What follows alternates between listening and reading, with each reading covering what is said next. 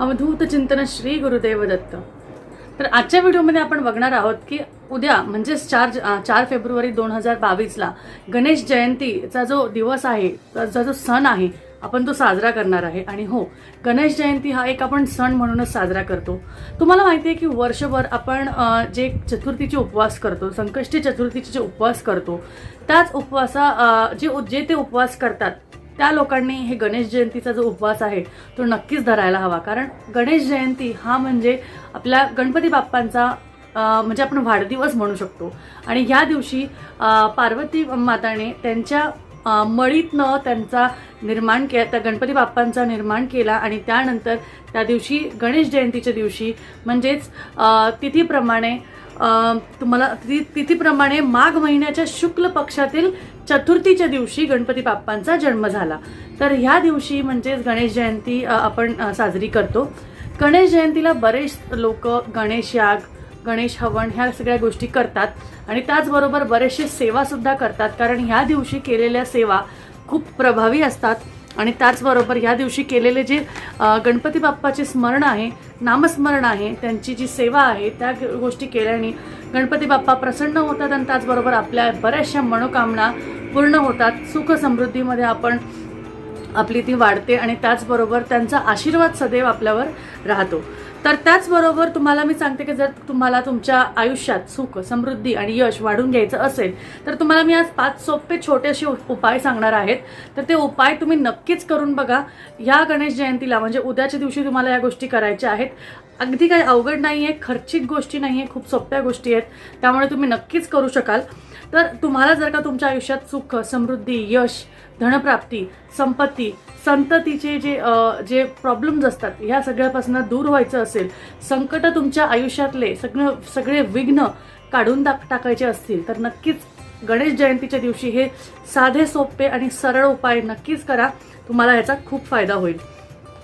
त्याचबरोबर ही जी चतुर्थी असते म्हणजे ही जी माघ महिन्यातली शुक्ल पक्षातील जी चतुर्थी असते याला विनायक चतुर्थी सुद्धा म्हणतात। आणि बरेचसे जण संकष्टी चतुर्थीचाही उपवास धरतात आणि विनायक चतुर्थीचा सुद्धा उपवास धरतात। संकष्टी चतुर्थीचा जो उपवास असतो तो उपवास म्हणजे एक वेळेस जेवण असतो, म्हणजे संध्याकाळी चंद्राला नैवेद्य दाखवून असतो। आणि विनायक चतुर्थीचा जो उपवास असतो म्हणजे जेच की गणेश जयंती आहे त्या दिवशीचा जो उपवास असतो तो एकादशी सारखा केला जातो। बरेचसे जण तो जो उपवास आहे तो एकादशी सारखा करतात आणि दुसऱ्या दिवशी तो उपवास सोडतात। गणेश जयंतीला सुद्धा एकादशी सारखाच उपवास केला जातो। बरेचशा ठिकाणी एकादशी सारखा उपवास असतो म्हणजे दोन्ही टाइम आपल्याला जेवायचं नाही, दुसऱ्या दिवशी जेवायचं आहे।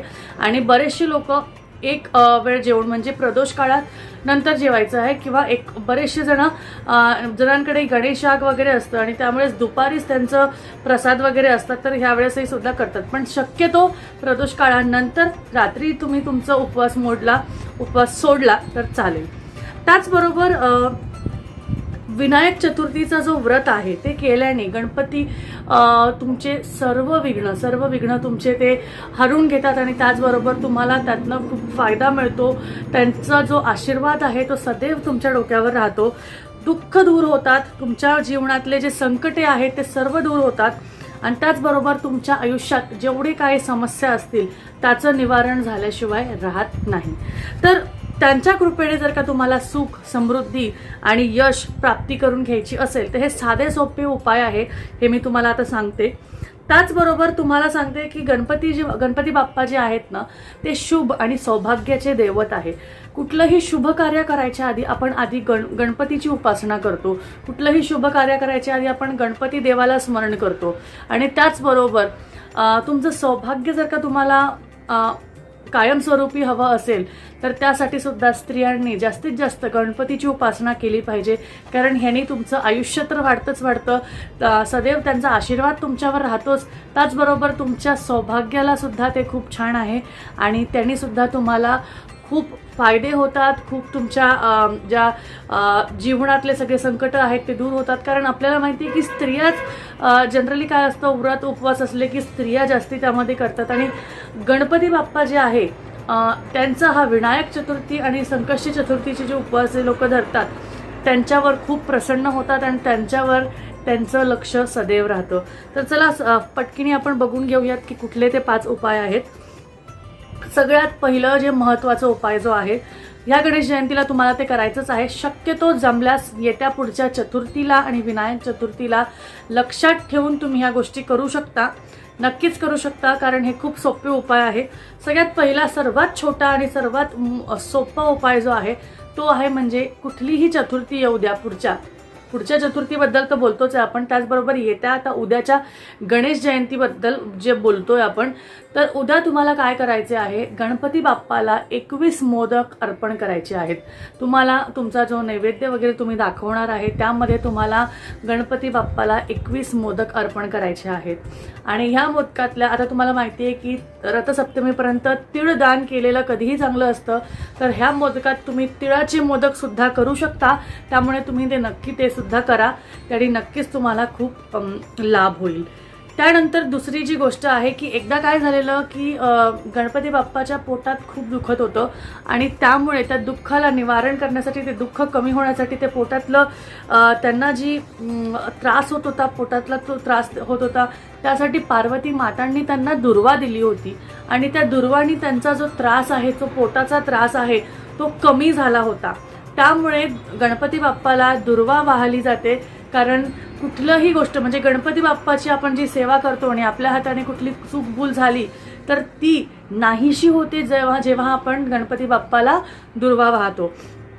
तर त्यासाठी तुम्हाला 21 दुर्वाच्या जुड्या करायच्या आहेत आणि त्या तुम्हाला व्हायच्या आहेत. त्याचबरोबर तुम्ही ह्याबरोबर तुमचे सगळे त्रास आणि तुमच्या समस्या तर दूर होतीलच, पण ह्याचबरोबर अजून एक गोष्ट तुम्हाला जी आहे ती आहे म्हणजे तुम्हाला गणपती अथर्वशीर्ष आणि त्याचबरोबर गणपती स्तोत्र, मराठीतलं जे आहे साष्टांग नमन हे माझे आणि त्यातलं संस्कृतमध्ये पण आहे, हे तुम्हाला म्हणायचं आहे आणि दुर्वा अर्पण करायचे आहेत. एवढं सोपं आहे. एकदा अथर्वशीर्ष आणि एकदा स्तोत्र, आणि तुम्हाला एवढंच करून दुर्वा अर्पण करायचे आहेत. तर ह्या सोप्या गोष्टी आहेत, साध्या सोप्या आहेत. तुम्हाला जर का अथर्वशीर्ष किंवा स्तोत्र येत नसेल, संस्कृतमधलं येत नसेल, मराठीतलं येत नसेल, तुम्हाला सांगते कधी कधी माझ्या तोंडी संस्कृतचं चुकतं, मराठीचं चुकत नाही. मराठी मला पूर्ण पाठ आहे, पण त्यावेळेस मी काय करते, मी तो हे लावून देते आणि ते लावून बोलायचा प्रयत्न करते. आणि ह्याच्याने काय होतं ना, आपण जेव्हा आपल्या घरात लावतो तेव्हा आपल्यालाही पाठ होतं, आपल्या घरच्या मुलांनाही पाठ होतं आणि त्याचबरोबर पाठ होऊन आपल्याला त्या गोष्टीचं जी पॉझिटिव्हिटी असते ती सुद्धा येते आणि त्यानुसार तुम्ही तुमची जी पूजा आहे ती सुद्धा करू शकता. त्याचबरोबर तिसरा जो उपाय आहे तो म्हणजे तुम्हाला सकाळी स्नान करून शुद्ध मनाने गणपती बाप्पांची सेवा करायची आहे आणि त्याचबरोबर म्हणजे पूजाविधी करायची आहे आणि त्याचबरोबर तुम्ही अभिषेक सुद्धा करू शकता आणि त्याचबरोबर तुम्हाला गणपती चालिसाचा पाठ करायचा आहे आणि त्यानंतर आरती करायची आहे. तर तुम्ही जी पूजा करणार आहात, जे गणपती चालिसा वाचणार आहात आणि त्याचबरोबर तुम्ही जी आरती करणार आहात, ह्या दोन्ही गोष्टी आनंद, समृद्धी आणि नशीब वाढवणाऱ्या गोष्टी आहेत.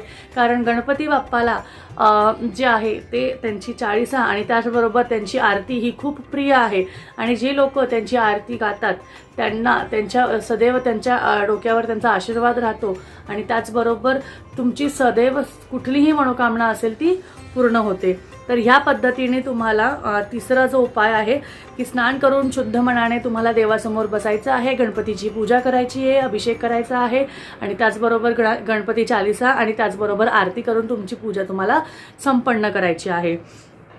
त्याचनंतर तुम्हाला चौथा उपाय आहे तो आहे म्हणजे सगळ्यात महत्त्वाचं तुम्हाला सांगते की आपल्याला एखादी गोष्ट समजा आपल्याबरोबर जी एखादी गोष्ट आहे आणि आपण त्या दुसरी गोष्ट जर का केली नाही, म्हणजे तर तुम्हाला सांगते देव आहे, देवांचे काही ना काही वाहन असतात, तर देवाबरोबर जर का त्यांच्या वाहनांची सुद्धा पूजा केली तर देव अजून खुश होतात, प्रसन्न होतात आणि त्याचबरोबर ते म्हणतात की हां, हे फक्त स्वतःचं काम काढून घेण्यासाठी माझी पूजा नाही करत आहे, त्याचबरोबर माझ्या वाहनांची, माझ्या आसनाची, सगळ्या गोष्टींची पूजा करतात.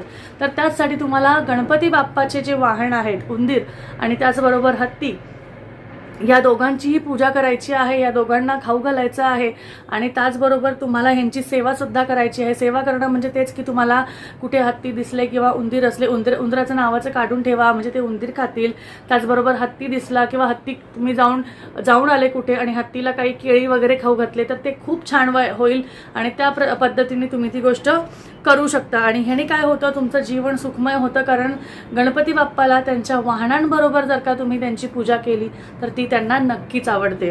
त्याचबरोबर सगळ्यात शेवटचा जो उपाय आहे तो म्हणजे की सर्वात महत्त्वाचं की गणपती बाप्पा जे आहेत त्यांना आपले आईवडील खूप प्रिय होते, त्याचबरोबर त्यांना त्यांचा भाऊ खूप प्रिय होता. त्यामुळे महादेव आणि त्याचबरोबर पार्वती माता ह्यांच्यासाठी ते काहीही करायला तयार होते. आणि तुम्हाला माहिती आहे एक कथा ज्यामध्ये त्यांना अख्ख्या विश्वाची प्रदक्षिणा घालायला लावली होती, पण त्यांनी ते न करता त्यांच्या आईवडिलांची 3 प्रदक्षिणा घेतल्या, कारण त्यांना त्यांच्या आईवडील खूप महत्त्वाचे होते. त्यामुळे तुम्हाला मी सांगते की गणपती बाप्पाला जे लोक आईवडिलांचा आदर करतात, जे लोक आईवडिलांसाठी काहीही करू इच्छित आहात, जे लोक आईवडिलांसाठी त्यांच्या सगळ्या गोष्टी करायला तयार आहेत, त्यांना तसे भक्त आवडतात. त्यामुळे गणेश जयंतीच्या दिवशी जास्तीत जास्त असा प्रयत्न करा की तुम्ही तुमच्या आईवडिलांचा आदर कराल, त्यांची सगळी इच्छा पूर्ण कराल. आणि हेच फक्त गणेश जयंतीपुरतं नाही आहे, हे कायमस्वरूपी आहे. जर गणपती बाप्पांचं आशीर्वाद तुम्हाला तुमच्या डोक्यावर कायमस्वरूपी हवा असेल तर त्यांना तुम्ही तुमच्या आईवडिलांशी नीट वागत असाल आणि त्यांच्याशी नीट त्यांच्या सगळ्या गोष्टी पूर्ण करत असाल, त्यांच्या सगळ्या हट्टांना वाहून जात असाल तर नक्कीच, कारण ते तुमचे आईवडील आहे. आणि गणपती बाप्पा हे आईवडिलांचे भक्त होते, त्यामुळे त्यांना तुम्ही जेवढा आदर देताल हे त्यांना खूप मस्त वाटेल, छान वाटेल आणि ते तुमच्यावर प्रसन्न होतील. त्याचबरोबर तुम्हाला गणेश जयंतीच्या दिवशी एक छोटीशी गोष्ट करायची आहे की तुम्हाला महादेव म्हणजे महादेव आपले पार्वती माता आणि कार्तिक म्हणजे त्यांचे भाऊ आणि गणपती बाप्पा ह्यांची चौघांची तुम्हाला एक छोटीशी पूजा करायची आहे. पूजा म्हणजे काही नाही, तुम्हाला तुमच्याकडे मूर्ती असेल, फोटो असेल, तुम्हाला ती स्वच्छ पुसून गंध वगैरे लावायचा आहे. त्याचबरोबर जर जमल्यास शिवलीला अमृतचा 11वा अध्याय वाचा. पार्वती मातासाठी तुम्ही स्त्री सुक्त वाचू शकता आणि त्याचबरोबर पुरुष सुक्त सुद्धा घेऊ शकता. आणि कार्तिक स्वामींचं स्तोत्र आहे, तुम्ही ते सुद्धा घेऊ शकता. आणि त्याचबरोबर तुम्ही त्यांची तुमच्याकडे फोटो जरी नसेल तरी तुम्ही पाठ केला तरीही चालेल. आणि त्याचबरोबर गणपती बाप्पाचं तर मी तुम्हाला सांगितलंच, अथर्व शीर्षाणी स्तोत्र नक्कीच वाचा, त्याने तुम्हाला खूप प्रसन्न वाटेल आणि खूप छान वाटेल. त्यामुळे ही जर का तुम्ही सेवा केली, आईवडिलांची जर का तुम्ही सेवा केली आणि प्रसन्न होऊन मनसोक्त तुम्ही सगळ्या गोष्टी केल्या तर नक्कीच गणपती बाप्पा तुमच्यावर प्रसन्न होतील आणि त्यानुसार तुम्हाला सगळ्या गोष्टी मिळतील. तर मला असं वाटतं की आजची तुम्हाला हे सेवा आणि हा उपाय खूप नक्कीच आवडल्या असतील. आणि त्याचबरोबर तुम्ही हे करू इच्छित आहात तर नक्कीच करा, कारण ह्या छोट्याशा गोष्टी आहेत, खर्चिक अजिबात नाही आहे. तुम्हाला कुठलीच गोष्ट खर्च करायची नाही आहे, कुठे जायचं नाही आहे, घरच्या घरी तुम्हाला ह्या गोष्टी करायच्या आहेत. त्यामुळे तुम्ही नक्कीच करा. आणि जर का काही अजून गोष्टी असतील, कुठले प्रश्न असतील तर नक्कीच तुम्ही मला विचारू शकता.